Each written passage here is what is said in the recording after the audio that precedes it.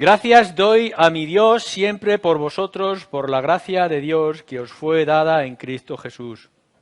Porque en todas las cosas fuisteis enriquecidos en Él, en toda palabra y en toda ciencia, así como el testimonio acerca de Cristo ha sido confirmado en vosotros.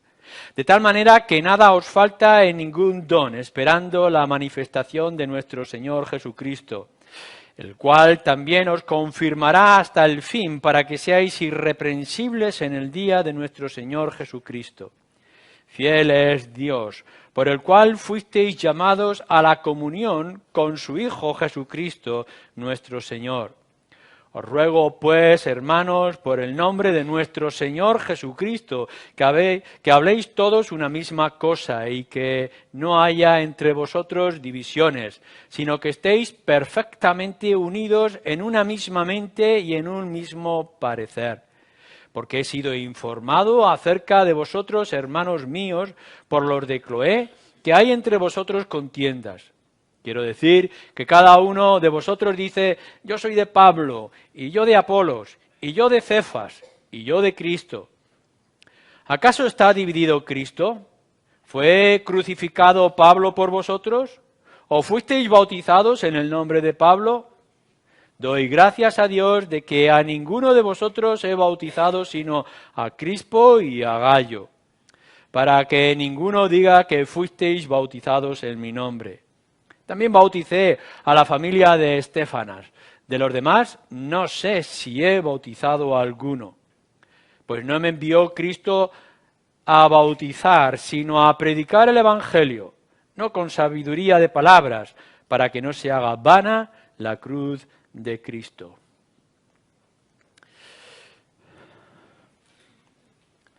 Ya hemos visto en otras ocasiones la base de donde comienza esta carta a los Corintios, que nos ayuda, son los focos que nos ayudan, nos alumbran al resto de la carta. Gracia y Cristo. Vuelvo a recordaros, veis que casi en cada uno de estos versículos es nombrado el Señor Jesucristo, Jesucristo, Jesucristo, Jesucristo. Para que quede claro que todo lo que aquí se va a tratar en la carta es acerca de la obra y la persona del Señor Jesucristo. Y otro elemento importante para los corintios y también para nosotros es la gracia, porque todo es por gracia, es la obra misericordiosa, no merecida de parte de Dios. Ahora bien, esta carta tiene unos asuntos concretos que tratar, y el primero, sorprendentemente, que tiene que tratar Pablo es acerca del peligro de la división que se estaba iniciando en la iglesia de Corinto. Algunas cosas que ya intuían, y así se va a señalar luego también en varias ocasiones, que va a crear podría crear una división. Hasta el capítulo 4, fijaros bien, de toda la carta, Pablo, directa o indirectamente, va a tratar este asunto, acerca de grupos que se estaban dando dentro de la congregación, y que no era un asunto que la Iglesia había traído, sino que él se había enterado indirectamente por otros. No se está tratando ningún tipo de pecado, puesto que el pecado debería tratarse con más rapidez, más contundencia. No es pecado de moralidad o pecado de herejía, sino algo que pudiera parecer como natural o normal sin darnos cuenta que iba entrando en la congregación. Fijaros bien lo que nos está diciendo, y nuestra atención va a estar en esta mañana en los versículos 12 al 17. Me he enterado por los de Cloé que hay entre vosotros divisiones. ¿Qué tipo de divisiones? Sorprendentemente, que estaban hablando acerca o el nombre de personas muy conocidas. Así que podéis ver en el versículo 12, yo soy de Pablo, yo de Apolos y yo de Cefas. Y algunos, incluso, quizás pensando que son más espirituales, nosotros somos de Cristo. Lo primero que tenemos que entender es que hay que reconocer a los hombres que nos han precedido, hombres y mujeres que nos han ayudado en nuestro camino de la salvación y de la fe. Seguramente muchos de vosotros podéis recordar personas que por primera vez os presentaron el Evangelio, os instruyeron las cosas básicas, o aquellos que os han influenciado en lo que es ahora vuestra vida espiritual. Como la iglesia de Corinto, nosotros podremos recordar seguramente esos ayos. En el capítulo 4, versículo 15, Pablo habla de estas personas como los ayos, los guías, los cuidadores. Y todos nosotros podremos tener un Pablo. Bueno, Pablo fue el que inició de alguna manera la obra en Corinto. Si miráis en el libro de Hechos, podréis ver cómo Pablo introdujo el Evangelio en esa ciudad pagana y cómo pudo, él mismo se llama Padre Espiritual, ser el Padre de todos ellos. El Padre Espiritual es aquel que les presenta por primera vez las bases del Evangelio en las cuales esa persona puede poner su confianza y su salvación. Algunos otros tienen también a un Apolos. También tendréis que ir al libro de Hechos. Apolo debería de ser un joven, nos dice la Escritura, muy elocuente, poderoso en la palabra. Sí es verdad que en un principio estaba un poco errado porque le faltaba la información y Aquila y Priscila, aquel matrimonio, lo tuvieron que informar. Pero enseguida se nos dice también en el libro de Hechos que Pablo lo tomó y lo llevó y lo puso en aquella ciudad de Corinto. Nueva energía y nueva vitalidad. Pablo es el padre espiritual, pero Apolo viene con unas ganas, dice que allá donde estaba él podía proclamar el Evangelio y hablar a la gente, y algunos en la congregación podrían estar pensando, necesitamos sangre nueva, necesitamos una visión más clara, más poderosa. Está bien Pablo, pero yo me siento más como la energía de Apolos. Bien, en todo esto también se encontraban los clásicos, Pedro.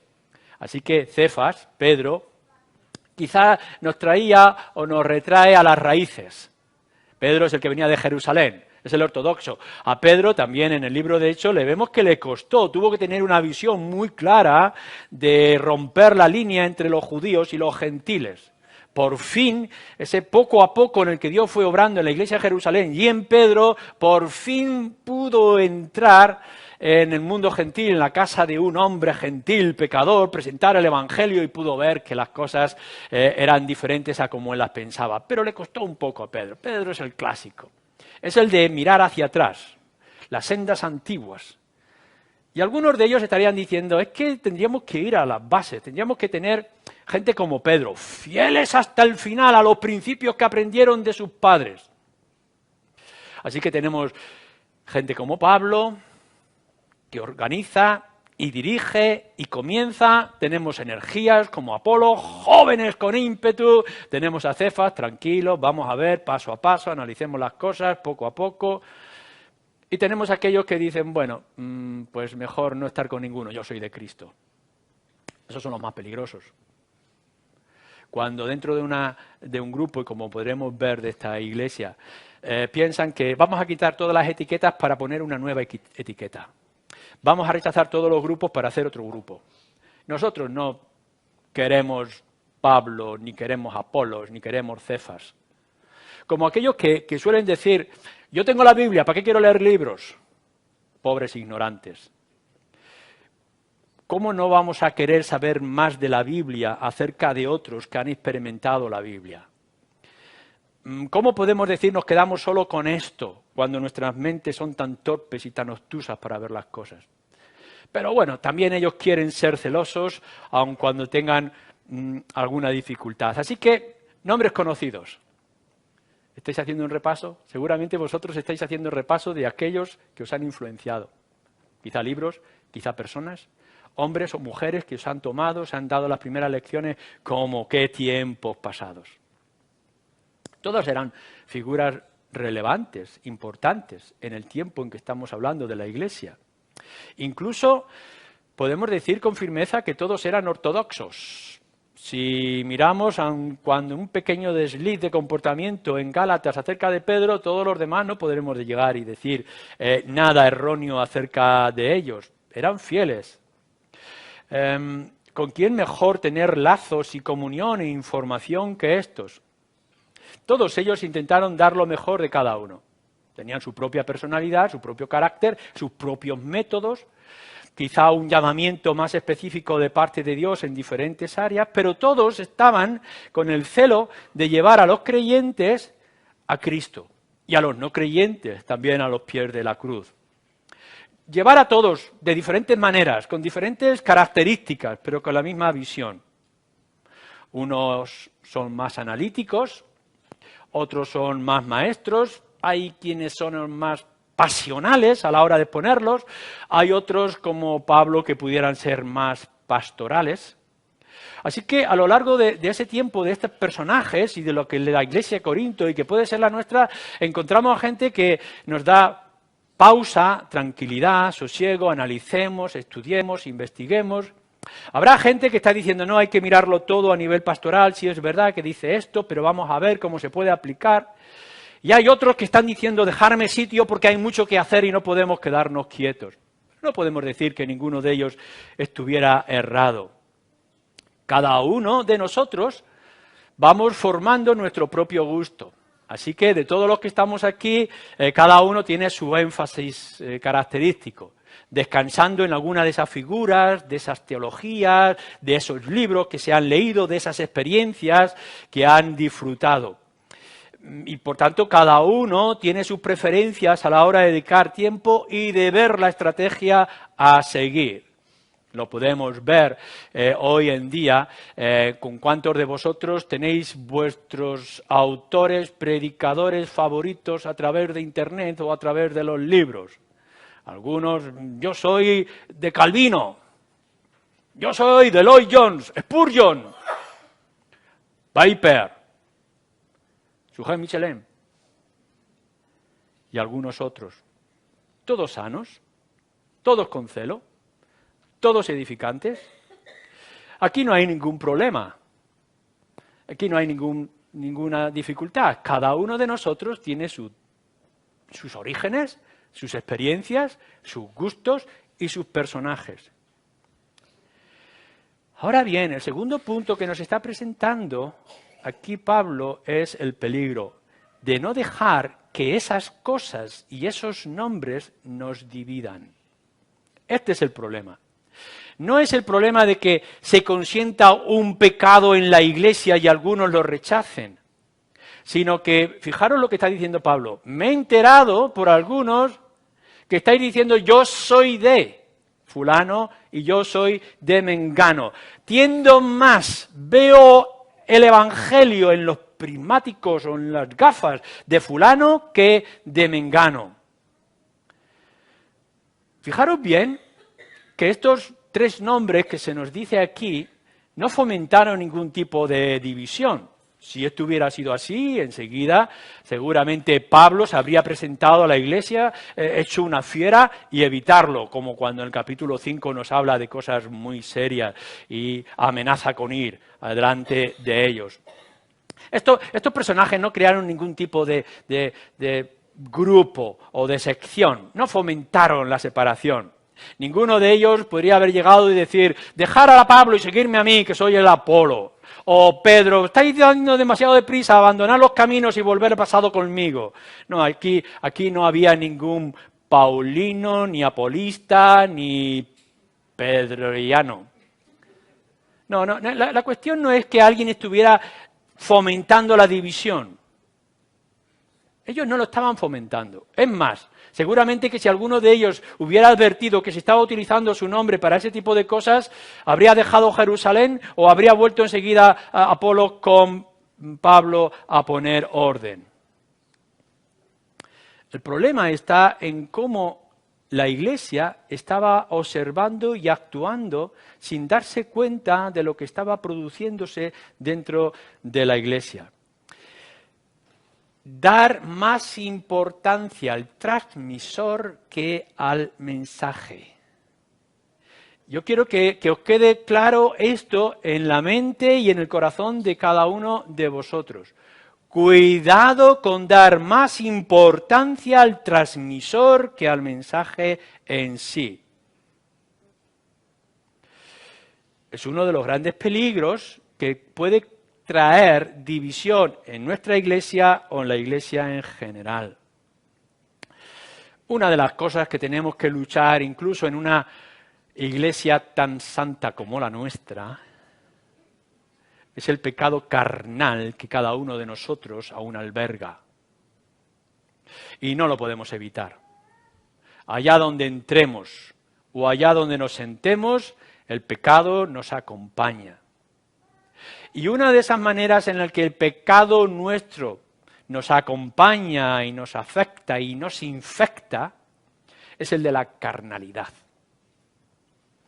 En el capítulo 3, versículo 3 y 4, dice Pablo con mucha crudeza, porque aún sois carnales.